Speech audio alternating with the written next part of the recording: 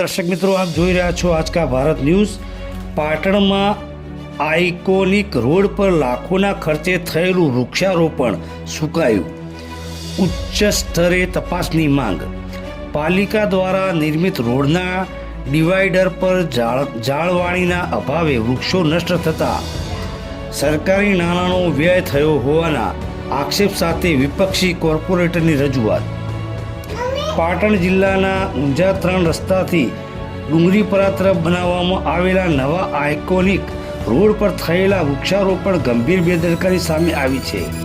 સરકારની ગ્રાન્ટમાંથી લાખો રૂપિયાના ખર્ચે ડિવાઈડર પર કરવામાં આવેલું વૃક્ષારોપણ યોગ્ય માવજત અને સિંચાઈના અભાવે સંપૂર્ણપણે સુકાઈ ગયું છે। આ મામલે પાટણ નગરપાલિકાના કોર્પોરેટર ભરતકુમાર ભાટિયાએ પાલિકા પ્રમુખ અને ચીફ ઓફિસરને લેખિત રજૂઆત કરી જવાબદારો સામે કડક કાર્યવાહી કરવાની માંગ કરી છે। પાટણ નગરપાલિકા દ્વારા ઊંઝા 3 રસ્તાથી ડુંગરીપરા સુધીના માર્ગને આઇકોનિક રોડ તરીકે વિકસાવવામાં આવ્યો હતો। આ પ્રોજેક્ટ અંતર્ગત શહેરના સૌર કિરણ અને પર્યાવરણ સંરક્ષણ માટે ડિવાઈડર પર મોટા પ્રમાણમાં વૃક્ષો વાવવામાં આવ્યા હતા। જો કે હાલની સ્થિતિને મોટાભાગના વૃક્ષો સુકાઈ જતા પર્યાવરણના હેતુસર થવાને બદલે જાહેર નાણાંનો વેડફાટ થયો હોવાનું દેખાઈ રહ્યું છે।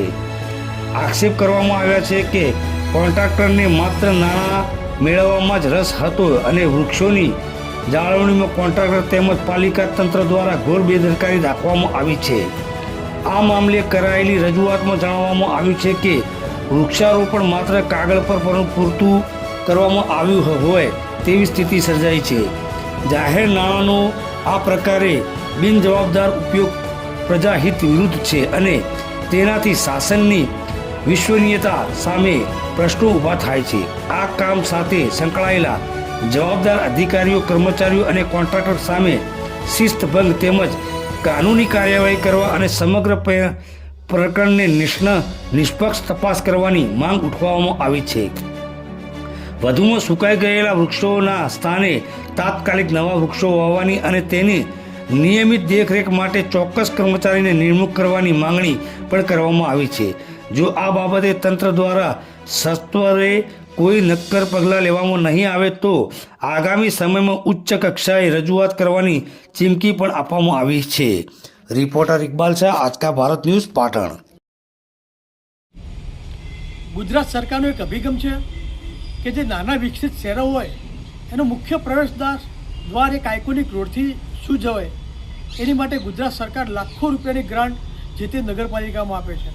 પાટણ નગરપાલિકાની વાત કરું તો પાટણ નગરપાલિકાએ ઊંઝા 3 રસ્તાથી ડુંગરીપુરા તરફ નવીન આઇકોનિક રોડ બનાવવા માટે ગ્રાન્ટ મંજૂર કરી હતી। આ ગ્રાન્ટની અંદર શરૂઆતથી જ ભ્રષ્ટાચાર થયો હતો।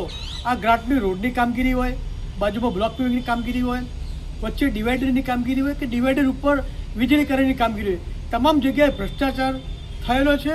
અને ભ્રષ્ટાચારનો એક સારામાં ઉત્તમ નમૂનો જોતો હોય તો પાટણ શહેરના ઊંઝા 3 રસ્તાથી ડુંગરીપુરા તરફનો આઇકોનિક રોડ છે।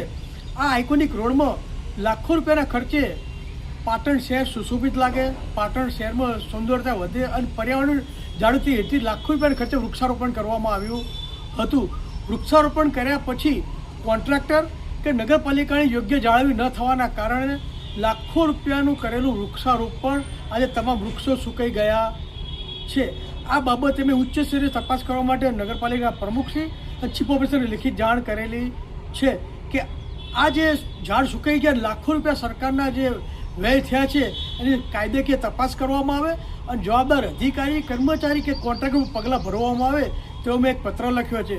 જો પાટણ નગરપાલિકાના પ્રમુખશ્રી ચીફ ઓફિસર આ બાબતે યોગ્ય કાર્યવાહી નહીં કરે તો ના છૂટકે અમારે વડી કચેરીએ અથવા એસીબીની ઓફિસમાં આની જાણ કરવાની ફરજ પડશે। એની સંપૂર્ણ જવાબદારી નગરપાલિકાના પ્રમુખશ્રી અને ચીફ ઓફિસરની રહેશે।